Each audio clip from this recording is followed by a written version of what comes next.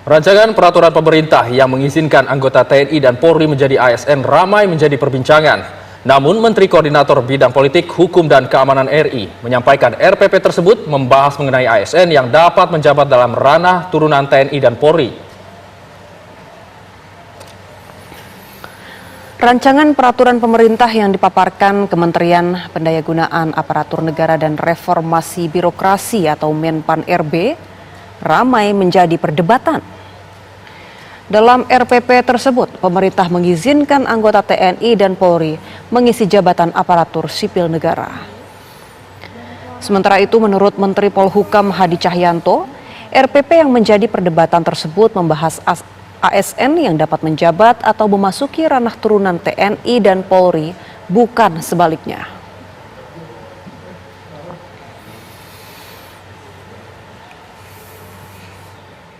Ya. Pak, terkait Menpan RB kemarin Pak, ada PP soal TNI Polri yang masuk ke jabatan ASN. ASN-nya saja.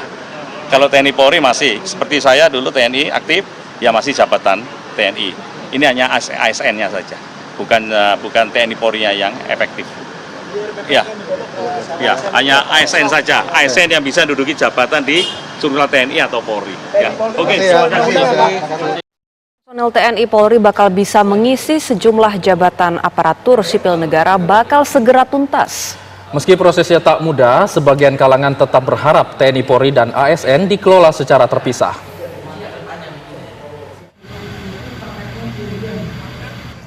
Aturan TNI Polri bisa menjabat posisi sebagai aparatur sipil negara terus jadi sorotan. Rancangan peraturan pemerintah ditargetkan selesai akhir April. Dalam rapat bersama Komisi 2 DPR, Menteri Pendayagunaan Aparatur Negara dan Reformasi Birokrasi Abdullah Azwar Anas memaparkan, tak hanya TNI Polri bisa mengisi posisi di ASN, sebaliknya ASN juga bisa menjabat posisi di TNI Polri. Undang-Undang ASN mengatur mengenai pengisian jabatan ASN, TNI, dan Polri secara resiprokal. Secara umum pengisian jabatan TNI dan Polri dapat dilakukan untuk jabatan tertentu pada instansi pusat tertentu. Untuk menuntaskan rancangan peraturan pemerintah, Menpan RB akan membahasnya bersama Panglima TNI dan Kapolri.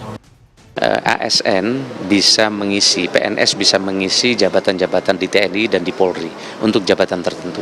Inilah nanti akan kami bahas bersama Panglima TNI dan juga Kapolri. Fraksi Partai Keadilan Sejahtera menyatakan khawatir terhadap aturan tersebut. Meski ada syarat khusus TNI Polri bisa mengisi jabatan ASN, PKS tetap berharap pengelolaan dilakukan secara terpisah.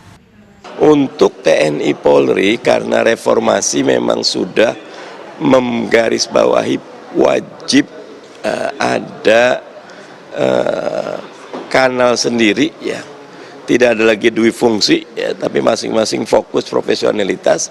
Maka PKS menganggap biarkan institusi TNI dan Polri dan institusi sipil dikelola dengan dua manajemen yang berbeda. Pak Menteri sudah mengatakan akan dipersulit migrasi dari TNI Polri ke ASN atau ASN ke TNI Polri. Perlu ada persyaratan khusus. Tetapi yang lebih baik jangan buka kotak Pandora. Sebaiknya teman-teman TNI Polri full urus TNI Polri, karena itu juga banyak ASN diurus sipil. Pakar kebijakan publik menilai pengisian jabatan ASN oleh TNI Polri sudah ada aturannya. Namun, masyarakat diminta tetap mengawasi rancangan peraturan pemerintah soal manajemen ASN tersebut. Untuk menjadi eselon 1, eselon 2 itu tetap perlu melalui uji seleksi.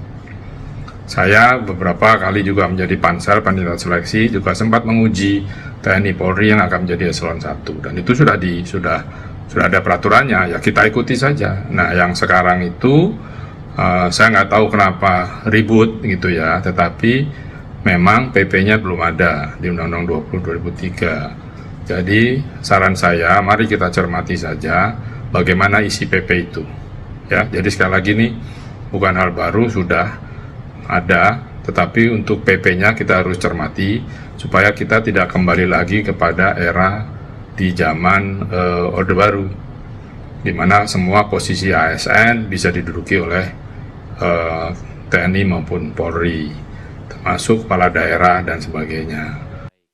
Menurut Menpan RB, penyusunan rancangan peraturan pemerintah sudah disetujui Presiden dan dijadwalkan selesai 30 April 2024. Dari Jakarta, tim TV One mengabarkan.